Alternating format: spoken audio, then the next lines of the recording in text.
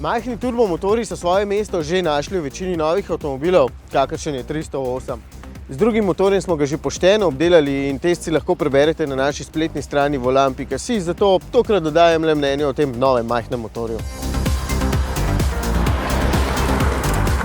3 valje ima in ob prostornini 1,2 litra se počasi že privajamo, da je kljub velikosti avtomobila dovolj zmogljiv.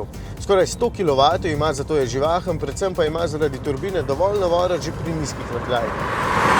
Pri speljevanju z mesta je neodločen, treba je pač dodati nekaj več plina, zato pa potem potegne zvezno in suvereno.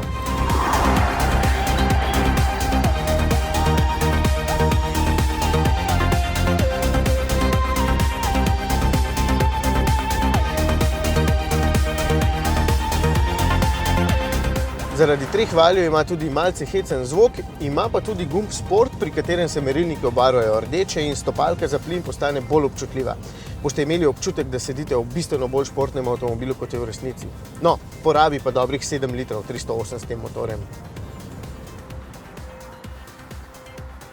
Ponavljam, da je 308 dober avtomobil, moti nas le prepočasen vmesnik z zaslonom na dotik in za nekatere voznike nerodno postavljeni merilniki.